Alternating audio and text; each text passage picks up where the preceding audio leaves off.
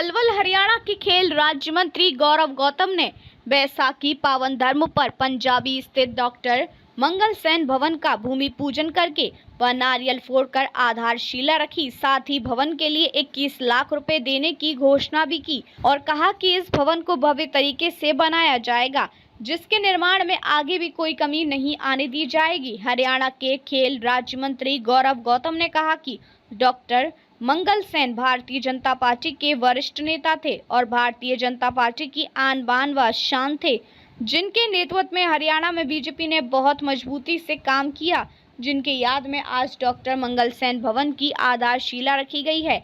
आज बैसाखी का पावन पर्व भी है। 13 अप्रैल 2025 यानी आज जलियांवाला बाग हत्याकांड की 106वीं बरसी है। ये वह काला दिन था जब 1919 में अमृतसर के जलियांवाला बाग में ब्रिटिश सेना ने निहत्थे लोगों पर गोलियां चलाई थी। इस नरसंहार में सैकड़ों लोग शहीद हुए और हजारों घायल हुए। जलियांवाला बाग हत्याकांड में शहीद हुए सभी शहीदों को वे सच्ची श्रद्धांजलि भी अर्पित करते हैं। गौतम ने कहा कि बैसाखी का पर्व एकता और भाईचारे का प्रतीक है, जिसे सभी लोग मिलजुल कर धूमधाम से मनाते हैं। उन्होंने कहा कि विधानसभा चुनाव में पलवल से 36 बिरादरी के लोगों ने उन्हें प्रत्यक्ष व अप्रत्यक्ष रूप से भरपूर प्यार और आशीर्वाद दिया, जिनके प्यार और आशीर्वाद के कारण ही उन्होंने ऐतिहासिक जीत हासिल की और आज वे हरियाणा सरकार में खेल राज्य मंत्री भी हैं। जो भरोसा और विश्वास पलवल की देवतुल्य जनता ने उन पर जताया है, वे उस पर खरा उतरेंगे, जिसके लिए वे प्रयासरत हैं। केंद्र और प्रदेश सरकार ने हर क्षेत्र में प्रदेश का चहुमुखी विकास किया है। पिछले सालों में पलवल जिले के विकास में भी कोई कसर नहीं छोड़ी गई है और अगले 5 साल में विकास की गति को और रफ्तार दी जाएगी। पलवल जिले में विकास कार्यों के लिए पर्याप्त धनराशि उपलब्ध कराई जाएगी। मुख्यमंत्री नायब सैनिक के नेतृत्व में प्रदेश सरकार लोगों को सुविधाएं देने के उद्देश्य से हर क्षेत्र में विकास कार्य करवा रही है। जिला पलवल में भी विकास का पहिया अब तेजी से घूमेगा। खेल राज्य मंत्री गौरव गौतम ने पूर्व मुख्यमंत्री भूपेंद्र हुड्डा के समधी व कांग्रेस के कदावर नेता करण सिंह दलाल पर भी निशाना साधते हुए कहा कि पलवल में नकारात्मक भावना व भय की राजनीति करने वाले लोगों को घर बैठाने का काम किया है। उन्होंने कहा कि ऐसे लोग आज मुंगेरी लाल के भी सपने देख रहे हैं, लेकिन उन्हें ये पता नहीं है कि जनता के आशीर्वाद से पलवल का मौजूदा विधायक व हरियाणा का खेल राज्य मंत्री गौरव गौतम कोई कमजोर आदमी नहीं है। वे मुंगेरी लाल के सपने देखना बंद कर दे। मंगल सेन जी जो हमारे भारतीय जनता पार्टी के वरिष्ठ नेता थे, भारतीय जनता पार्टी की आन बान और शान थे, जिनके दम पर हरियाणा के अंदर भारतीय जनता पार्टी ने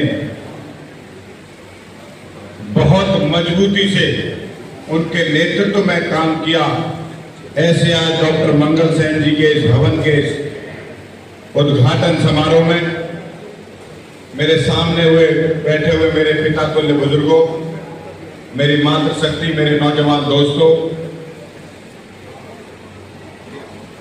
आज ये बैसाखी का पावन पर्व है। ये पर्व पर उन शहीदों को भी श्रद्धांजलि अर्पित करते हैं जो जनरल डायर ने जब बैसाखी का पर्व मनाने के लिए गए थे, उस समय पर जलियांवाला बाग में किस प्रकार से नरसंहार किया था, आज उन सभी शहीदों को श्रद्धांजलि अर्पित करते हैं।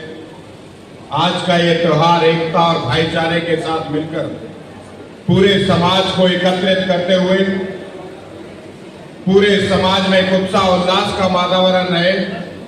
ये त्योहार पूरे देश और दुनिया में बहुत ही उत्साह के साथ, ऊर्जा के साथ, ढोल नगाड़ों से खुशी और आपस में मिलजुल कर इस त्योहार पर हम सब लोग एकत्रित होते हैं। ये त्योहार अभी किसी सामाजिक समाज का नहीं, इस समाज में 36 बिरादरी के लोग जुड़कर आपस में खुशियां बांटते हैं और आज ऐसा पुनीत दिन हो और डॉक्टर साहब का नाम का भवन का निर्माण हो और मुझे इसमें बोलने का सौभाग्य प्राप्त हो, इससे ज्यादा मैं अपने आप को सौभाग्यशाली नहीं समझता। आज का दिन मेरे जीवन में बहुत महत्वपूर्ण दिन है। पहले भी आप सबने बहुत अच्छे से मुझे आशीर्वाद दिया। चाहे चुनाव में आपने किसी ने प्रत्यक्ष और अप्रत्यक्ष रूप से कैंप कॉलोनी और पूरे समाज ने जिस प्रकार से अपने बच्चे को आशीर्वाद देते हैं, भले ही लोगों की मजबूरियां रही हों, लेकिन जिस प्रकार से जब वोटों का आशीर्वाद प्राप्त हुआ तो एक तरफा माहौल यहाँ के बिरादरी और समाज के लोगों ने मुझे देखा। और मैं भी आपको इस मंच के माध्यम से भरोसा दिलाता हूं कि जो भरोसा आपने मुझ पर जताया है, जो आशाएं और आकांक्षाएं आपकी मेरे से हैं, उस पर खरा उतरते हुए ये समाज वो समाज है जो मजबूती के साथ, ये वो समाज और मेहनत का समाज है जिन्होंने अपने दम पर, अपने बलबूते पर, चाहे वो राजनीति का क्षेत्र हो या सामाजिक क्षेत्र हो या व्यापारिक क्षेत्र हो, एक अनूठी छाप इस समाज ने पूरे देश और दुनिया में छोड़ी हुई है। मैं इस पूरे समाज को आज इस मंच के माध्यम से प्रणाम भी करता हूं कि आप लोग इसी प्रकार से ये भवनों का कार्यक्रम हो, चाय का कार्यक्रम हो, ये पार्टी का पद, ये राजनीतिक दायित्व, ये विधायक और मंत्री पद, मुझे इस बात का कोई मुकाबला नहीं है। अगर आप लोग खड़े ना होते तो ये मैं आज बन नहीं पाता। ये सब आपके आशीर्वाद के कारण हुआ है।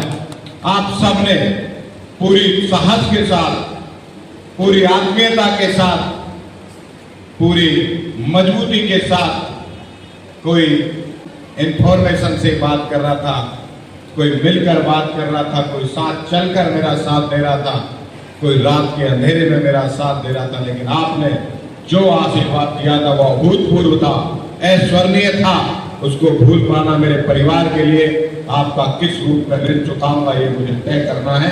मैं प्रयास करूंगा कि इस पलवल के लिए, आप लोगों के लिए, अच्छा करने के लिए सकारात्मक भावना से, क्योंकि आपने नकारात्मक भावना के लोगों को घर बिठाने का काम किया है। किस प्रकार से उन्होंने, यहाँ पर भय का माहौल था और नए नए झूठ के प्रोपगंडे भी चलाते रहते हैं, मुंगेरी लाल जैसे सपने भी आजकल देखते रहते हैं, लेकिन आपने कमजोर आदमी को अपना आशीर्वाद नहीं दिया। इतना बोधा मंत्री नहीं है। गौरव गौतम ने कहा कि देश के प्रधानमंत्री नरेंद्र मोदी अम्बेडकर जयंती के अवसर पर कल हरियाणा की पावन धरती पर पधार रहे हैं। हरियाणा में वे सबसे पहले हिसार आएंगे और हिसार से अयोध्या के लिए घरेलू उड़ान को हरी झंडी दिखाएंगे। इसके साथ ही वे हिसार हवाई अड्डे के नए टर्मिनल भवन का शिलान्यास भी करेंगे। प्रधानमंत्री हिसार में एक जनसभा को संबोधित करेंगे। इसके बाद वे यमुनानगर में विकास परियोजनाओं का उद्घाटन और शिलान्यास करेंगे। हिसार में टर्मिनल भवन को एयरपोर्ट अथॉरिटी ऑफ इंडिया की निगरानी में बनाया जाएगा, जिसकी पीएम आधारशिला रखेंगे। इसकी लागत करीब 503 करोड़ रुपए की होगी। प्रधानमंत्री यमुनानगर में हरियाणा विद्युत उत्पादन निगम लिमिटेड की 800 मेगावाट की आधुनिक थर्मल पावर यूनिट का शिलान्यास करेंगे। 233 एकड़ की विशाल भूमि पर बनने वाली इस तीसरी इकाई पर 8,469 करोड़ रुपए का निवेश होगा। 52 माह की समय सीमा में ये परियोजना पूरी होगी और मार्च 2029 तक इसका व्यावसायिक संचालन शुरू होकर हरियाणा को ऊर्जा की स्वर्णिम रोशनी से आलोकित करेगा। यह इकाई हरियाणा को ऊर्जा के क्षेत्र में आत्मनिर्भर बनाने की दिशा में मील का पत्थर साबित होगी और उद्योगों के लिए निर्बाध बिजली आपूर्ति सुनिश्चित करेगी। देश के प्रधानमंत्री नरेंद्र मोदी हरियाणा की धरती पर पहुंचे, क्या कुछ बड़ी सौगात? नहीं, हरियाणा पहली बार हरियाणा में हिसार में एयरपोर्ट आ रहा है। पहला एयरपोर्ट हरियाणा का होगा और दूसरा थर्मल पावर प्लांट यमुनानगर में देश को समर्पित करेंगे, हरियाणा के लोगों को समर्पित करेंगे। माननीय नरेंद्र मोदी जी का प्यार हरियाणा के लिए पर विशेष है। जो भी बहुत सारे अच्छे कामों की शुरुआत उन्होंने हरियाणा से की है। जब पहली रैली उनकी प्रधानमंत्री बनने से पहले हुई थी, वो भी रेवाड़ी की इसी पावन धरा से हुई थी। मुझे लगता है कि अच्छे कामों के साथ, सकारात्मक कामों के साथ माननीय नरेंद्र मोदी जी हरियाणा को चुनते हैं। एक ये जो दोनों प्रोजेक्ट हैं, ये देश के लिए विकास में एक मील का पत्थर साबित होंगे।